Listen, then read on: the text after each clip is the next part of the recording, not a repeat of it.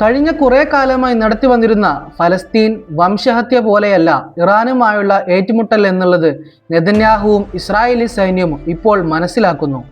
Israeli സൈന്യം നേരിടുന്നത് വലിയ വെല്ലുവിളികളാണ്. ഇറാനിലും ലബനാനിലുമെല്ലാം നടത്തിക്കൊണ്ടിരിക്കുന്ന സൈനിക നടപടികൾ മൂലം ഇസ്രായേൽ സൈന്യം അവരുടെ സൈനികരുടെ കാര്യത്തിൽ ക്ഷാമം നേരിടുന്നു എന്നുള്ള വാർത്തകളാണ് ഇപ്പോൾ പുറത്തു വന്നിട്ടുള്ളത്.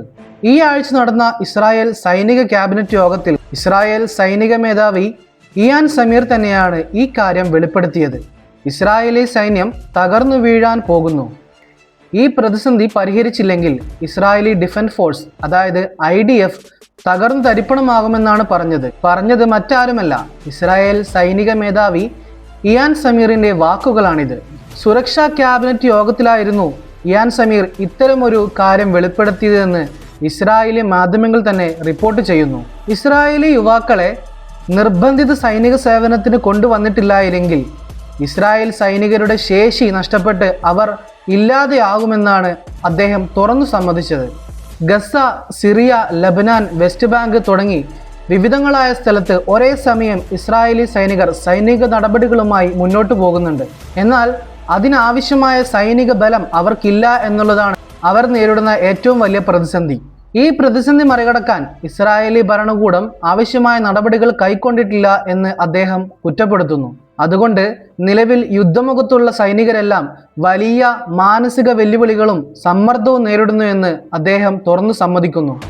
നിലവിലെ നിയമപ്രകാരം ഇസ്രായേലിലെ പുരുഷന്മാർ 32 മാസവും സ്ത്രീകൾ 24 മാസവും നിർബന്ധിത സൈനിക സേവനം അനുഷ്ഠിക്കണം. പക്ഷേ അത് 36 മാസമായി നീട്ടണമെന്നാണ് അദ്ദേഹം ആവശ്യപ്പെടുന്നത്.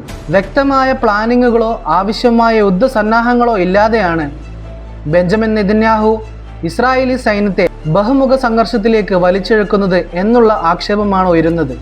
കഴിഞ്ഞ കുറെ കാലമായി നടത്തി വന്നിരുന്ന ഫലസ്തീൻ വംശഹത്യ പോലെയല്ല ഇറാനുമായുള്ള ഏറ്റുമുട്ടൽ എന്നുള്ളത് നെതന്യാഹുവും ഇസ്രായേലി സൈന്യവും ഇപ്പോൾ മനസ്സിലാക്കുന്നു. ലോക പോലീസാണെന്ന് അഹങ്കരിച്ചു നടന്ന അമേരിക്കയും ഒന്നും അറിയാത്ത ചെറിയ പിഞ്ചു മക്കളെ പോലും കൊന്നൊടുക്കിയ ഇസ്രായേലും ഇറാന്റെ ഓരോ പ്രത്യാക്രമണങ്ങൾക്ക് മുമ്പിലും പകച്ചു നിൽക്കുന്ന കാഴ്ചയാണ് ലോകം കണ്ടുകൊണ്ടിരിക്കുന്നത്. യുദ്ധത്തിലേക്ക് ഇതുവരെ നേരിട്ട് ഒരു രാജ്യവും ഇറാന്റെ പക്ഷം ചേർന്ന് ഇറങ്ങിയിട്ടില്ലായിരുന്നു. എന്നാൽ റഷ്യയും ചൈനയും പിന്നാമ്പുറത്തു നിന്നും ചരടുവലികൾ നടത്തുന്നുണ്ട് എന്ന് ലോകം തിരിച്ചറിഞ്ഞതാണ്. ഇതിനിടയിലേക്കാണ് ഇപ്പോൾ പ്രത്യക്ഷത്തിൽ ഹൂത്തികൾ രംഗത്തിറങ്ങിയിട്ടുള്ളത്. കഴിഞ്ഞ ദിവസം ഹൂത്തികൾ ഇസ്രായേലിലേക്ക് നടത്തിയ മിസൈൽ ആക്രമണത്തിൽ ഇസ്രായേലിന്റെ നെഞ്ച് പിളർന്ന അവസ്ഥയാണുള്ളത്. നേരെ ചൊവ്വേ നിന്ന് യുദ്ധം ചെയ്യാൻ പോരാടാൻ ആവശ്യമായ സൈനിക ശേഷിയോ ആൾബലമോ ഒന്നുമില്ലാത്ത ഇസ്രായേൽ ഇനി എത്ര കാലം പിടിച്ചു നിൽക്കുമെന്നുള്ളത് കണ്ടറിയണം.